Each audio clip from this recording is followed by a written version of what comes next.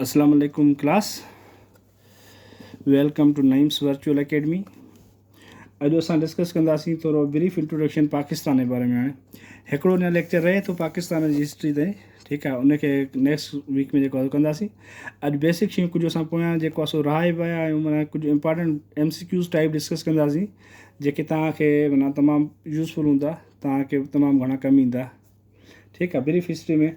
हाणे सभ खां पहिरियां असां डिस्कस कंदासीं त पाकिस्तान में पहिरियों कॉन्स्टिट्यूशन कॾहिं आयो। First constitution of Pakistan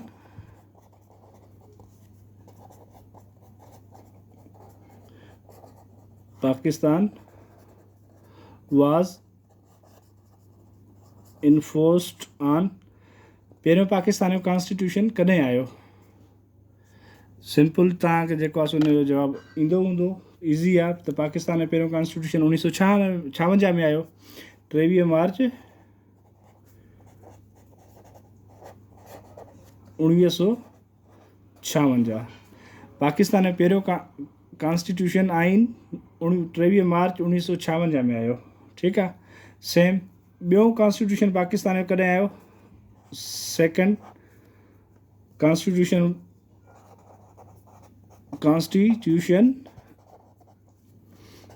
of Pakistan was enforced बना कॾहिं आयो, ठीकु आहे। हाणे पाकिस्तान में ॿियो कॉन्स्टिट्यूशन कॾहिं आयो। पहिरियों 23 मार्च ते आयो, ॿियो आयो 8 जून,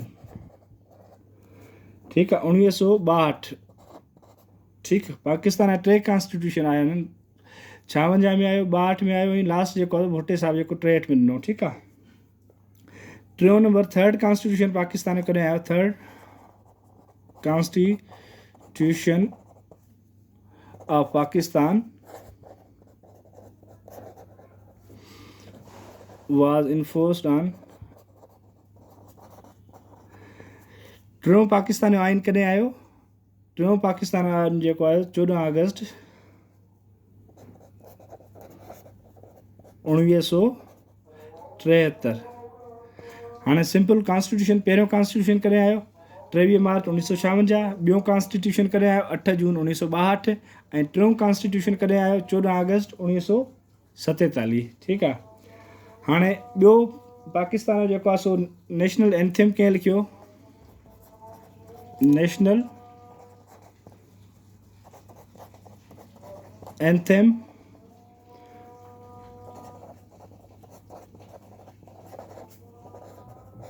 पाकिस्तान जो नेशनल एंथम कंहिं कंपोज़ कयो। नंढे हूंदे खां वठी ॿुधंदा अचो पिया, पढ़ंदा अचो पिया, इहे बेसिक जेके आहे अथव, तक़रीबन हर टेस्ट में हिन मां सुवाल लॻंदा आहिनि तव्हांजा, ठीकु आहे। अब्दुल असर हफ़ीज़ जालंधरी, अब्दुल असर हफ़ीज़ जालंधरी। असां शुरू खां जेको हफ़ीज़ जालंधरी पढ़ंदा आहियूं, पर अब्दुल असर हफ़ीज़ जालंधरी में पूरो नालो आहे,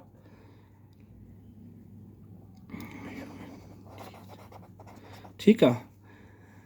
ॿियो जेको आहे सो नेशनल एंथम जेको आहे कंपोज़ न कयो, ऐं जेको आहे सो ट्यून जेको आहे नेशनल एंथम जो जेको म्यूज़िक आहे, ट्यून ऑफ नेशनल एंथम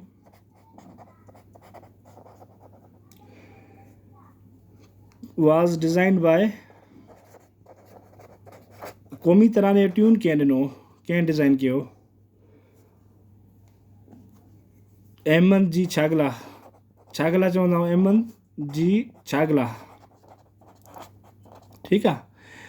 क़ौमी तराने जो ट्यून जेको आहे सो अहमद जी छागला जेको आहे सो डिज़ाइन कयो, ठीकु आहे। ॿियो जेको आहे सो अचे थो तव्हांखे इहो ईंदो हूंदो। पाकिस्तान जो नेशनल जेको फ्लैग आहे, national flag was designed by, Pakistan जो झंडो जेको आहे सो कंहिं डिज़ाइन कयो। अमीरुद्दीन किदवाई, अमीरुद्दीन किदवाई, ठीकु आहे। पाकिस्तान जो झंडो अमीरुद्दीन किदवाई ॾिनो हुयो। ऐं ॿियो अक्सर टेस्ट में ईंदा अथव सुवाल, पाकिस्तान जो मोटो छा आहे। पाकिस्तान मोटो छा आहे? Faith, discipline and unity.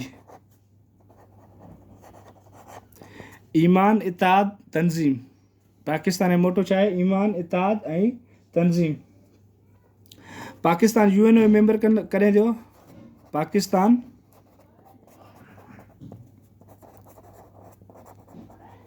became member of UNO, United Nations Organization. कॾहिं थियो? 30 सितंबर 1947। 30 सितंबर 1947 ते पाकिस्तान UN जो मेंबर थियो। ठीकु आहे। नेक्स्ट जेको आहे सो अचूं था, नेक्स्ट था अचूं नेशनल पोएट कहिड़ो आहे पाकिस्तान जो? नेशनल पोएट कहिड़ो आहे? डॉक्टर अल्लामा मोहम्मद इकबाल। अल्लामा इकबाल जेको आहे सो पाकिस्तान जो नेशनल पोएट आहे। पाकिस्तान जेको आहे सो एटॉमिक कॾहिं थियो atomic power? Pakistan became nuclear power. Pakistan nuclear power कॾहिं थियो? ऐं पाकिस्तान एटमी धमाका कॾहिं कया? 28 खां 30 मई ते, मई 1998। ठीकु। पाकिस्तान न्यूक्लियर पावर 28 अक्सर जेको आहे क्वेश्चन ईंदो आहे 28 जेको आहे ऑप्शन हूंदो आहे 28 मई। ठीकु आहे। 28 मई ते जेको आहे सो पाकिस्तान एटॉमिक पावर थियो हुयो। ठीकु आहे। ऐं पाकिस्तान जो कॉन्सेप्ट जेको आहे सो कॾहिं मिलियो? कॉन्सेप्ट ऑफ पाकिस्तान जो कॉन्सेप्ट कॾहिं ॾिनो? 29 दिसंबर 1930 ते अल्लामा इकबाल ॾिनो। ठीकु आहे। पाकिस्तान जो कॉन्सेप्ट 29 दिसंबर 1930 ते डॉक्टर अल्लामा मोहम्मद इकबाल ॾिनो। ठीकु आहे। नेशनल फ्लावर कहिड़ो आहे? ख़बर अथव? नेशनल फ्लावर कहिड़ो आहे? जेसमाइन, चंबेली जो गुल। ठीकु आहे। नेशनल ट्री कहिड़ो आहे?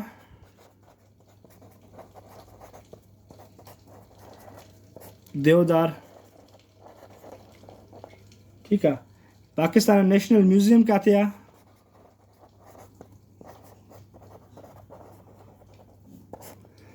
पाकिस्तान जो national museum Karachi.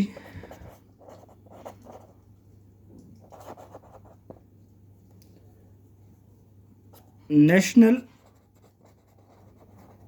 Marine animal of Pakistan.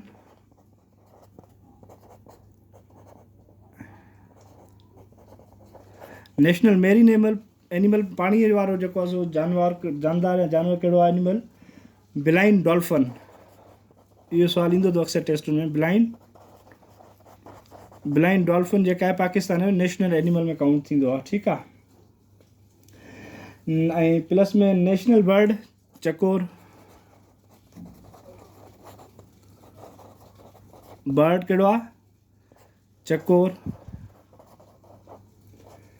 ठीकु।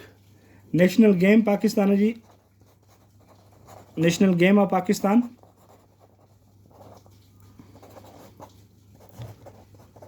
Hockey. Hockey is the national game of Pakistan. ठीकु आहे। ऐं पाकिस्तान जो नेशनल जूस कहिड़ो आहे? National juice of Pakistan sugarcane juice. ठीकु आहे। कमंद जो जूस जेको आहे पाकिस्तान जो नेशनल जूस में ईंदो अथव। ऐं नेशनल लैंग्वेज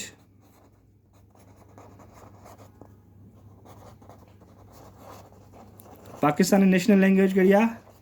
उर्दू। उर्दू जेको आहे सो उर्दू जो मानो छा आहे? उर्दू जी मीनिंग आहे जेको आहे सो आर्मी। ऐं नेशनल फ्रूट पाकिस्तान जो नेशनल फ्रूट अंब। अंब जेको आहे पाकिस्तान जो नेशनल फ्रूट अथव। फ्रूटनि जो बादशाह बि चवंदा आहिनि। ठीकु आहे। ऐं टोटल रीजनल लैंग्वेजिस घणियूं ॻाल्हायूं वेंदियूं आहिनि, ॿोलियूं घणियूं ॻाल्हायूं वेंदियूं आहिनि पाकिस्तान में? टोटल रीजनल लैंग्वेजिस घणियूं आहिनि पाकिस्तान में? टोटल रीजनल लैंग्वेज जेके आहिनि 32 ॿोलियूं आहिनि, ठीकु आहे, जेके पाकिस्तान में ॻाल्हायूं वेंदियूं आहिनि डिफरेंट ॻाल्हियुनि ते, ठीकु आहे, सम्झी वियो। पहिरियों कॉन्स्टिट्यूशन जेको आहे 23 मार्च 1956 ते आयो, ॿियों कॉन्स्टिट्यूशन 8 जून 1962 ते आयो, टियों कॉन्स्टिट्यूशन 14 अगस्त 1947 ते आयो। नेशनल एंथम जेको आहे कंपोज़ कयो हफ़ीज़ जालंधरी, उन जो ट्यून जेको आहे डिज़ाइन कयो अहमद जी छागला। ऐं पाकिस्तान जो motto faith discipline unity. Pakistan union member 3 September 1947 में थियो। पाकिस्तान जो नेशनल पोएट जेको आहे डॉक्टर अलामा इकबाल। पाकिस्तान एटमी पावर थियो 28 मई या 30 मई 1998। कॉन्सेप्ट ऑफ पाकिस्तान 29 दिसंबर 1930 ते अलामा इकबाल ॾिनो हुयो। National flower jasmine. National tree देवदार। नेशनल म्यूज़ियम कराची में आहे। National marine animal blind dolphin. ऐं नेशनल बर्ड पाकिस्तान चकोरा। नेशनल गेम पाकिस्तानी हाकी आहे। नेशनल जूस कमंद जो जूस आहे। नेशनल लैंग्वेज उर्दू आहे। नेशनल फ्रूट तव्हांजो अंब आहे। ऐं टोटल जेको आहे पाकिस्तान में ॿोलियूं ॻाल्हायूं वेंदियूं आहिनि उहे 32 ॿोलियूं आहिनि।